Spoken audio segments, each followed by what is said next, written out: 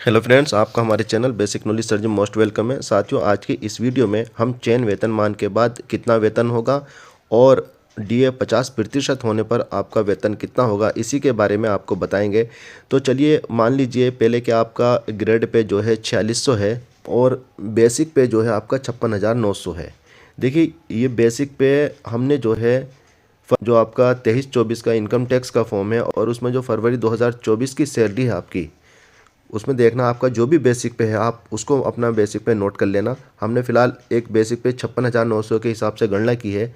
तो जब चयन वेतनमान लगा, चयन वेतनमान का मतलब है कि 10 साल बाद जो है ये चयन वेतनमान लगता है, जब आप एक ही पद पर हों। एक ही पद पर जब होते हैं आप, मान लीजिए चाहे सहायक हों या हेड हों या जिस पद पर भी आप 10 साल एक साथ रह चुके हैं, तो फिर आपको चयन वेतनमान उसमें लगता है। तो उसमें एक इंक्रीमेंट आगे बढ़ जाता है। तो बेसिक पे हुआ 58,600 और ग्रेड जो होगा आपका पे वो 4800 हो जाएगा। ग्रेड पे आपका 4600 से 4800 हो जाएगा।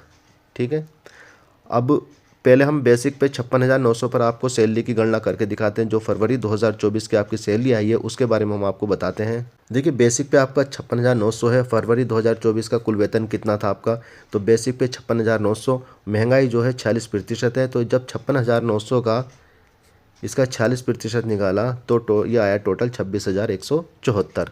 HRA जो है 1,840 है। तो कुल वेतन आपका 84,914 रुपये आपका ये कुल वेतन हुआ। देखिए, कटौती तो आपकी जो भी हो रही है वो तो आपके वेतन से ही हो रही है। तो फिलहाल जो कुल वेतन हुआ आपका 84,914 हुआ। अब बताते हैं आपको चयन वेतनमान के बाद आपका वेतन कितना बढ़ेगा। देखिए, चयन वेतनमान के बाद मार्च 2024 का कुल वेतन, क्योंकि फरवरी की हमने गणना कर दी है। अब बेसिक पे आपका 58,600 है। हमने आपको बताया था कि बेसिक पे में वृद्धि हो जाती है। देखिए, यहाँ बताया था आपको, ये रहा, बेसिक पे 56,900 से 58,600 हो गया। तो बेसिक पे 58,600। अब डीए जो है 46% है, तो 46% के हिसाब से 26,956 रुपये। और HRA जो है इसमें 1840 की जगह आपको 1870 हो गया, क्योंकि चयन वेतनमान के बाद ये HRA जो है 30 रुपये प्लस हो गया। तो कुल वेतन आपका 87,426 रुपये, देखिए आपको दिख रहा है, ये कुल वेतन हुआ। अब महंगाई भत्ता, जैसे कि केंद्रीय कर्मचारियों का महंगाई भत्ता 50% का जो ऑर्डर हो चुके हैं, तो हमने इसको भी अपना जो है 50% मान के इसकी कैलकुलेशन की है। तो देखिए साथियों, बेसिक पे तो हमारा 58,600 ही रहेगा। अब महंगाई जो है 50% है, डीए 50% है। तो जब 58,600 का 50% हमने कैलकुलेट किया तो ये आया 29,300। अब HRA जो है आपका 1,870 है, क्योंकि ये 30 रुपये प्लस हो गया। तो कुल वेतन हुआ आपका 89,770 रुपये। ये महंगाई भत्ता के बाद है, जब महंगाई भत्ता आपका लगा 50%। अब देखते हैं कि तीनों में कितना अंतर है, वो आपको बताते हैं। देखिए, फरवरी 2024 का जो कुल वेतन है आपका 84,914 रुपये।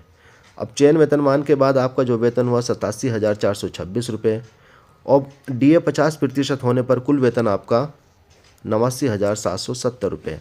अब वेतन वृद्धि आपकी कितनी होगी, क्योंकि आपको अभी फ़िलहाल ये वेतन मिल रहा है 84,914 रुपये। तो जब चयन वेतनमान और डीए 50% होने पर आपका वेतन कितना बढ़ेगा, देखिए। तो फिलहाल आपको जो वेतन मिल रहा है वो 84,914 रुपये है, और जबकि डीए 50% होने पर जो है आपका जो वेतन होगा 89,770। तो 89,770 में से 84,914 माइनस किया तो 4,856 रुपये आपके वेतन में वृद्धि होगी। साथियों, इसी तरह से आप अपना जो है बेसिक पे मानकर अपने वेतन की गणना कर सकते हैं। देखिए, हमने फरवरी 2024 से आगे की जो गणना की है, फरवरी 2024 में जो भी आपका बेसिक पे हो 4200 वाले अपने 4200 के हिसाब से कर सकते हैं। जिनका चयन वेतनमान नहीं लगा वो जो है सिर्फ डायरेक्ट 46% से डायरेक्ट जो है 50% करे महंगाई, क्योंकि उनका जो बेसिक पे वो वही रहेगा जो उनका फरवरी 2024 की सैलरी में था। लेकिन जिनका चयन वेतनमान लगा तो उनका जो है एक इंक्रीमेंट आगे हुआ, तो जिससे उनका बेसिक पे 58,600 हुआ और वो ग्रेड पे जो है 4800 में आ गए।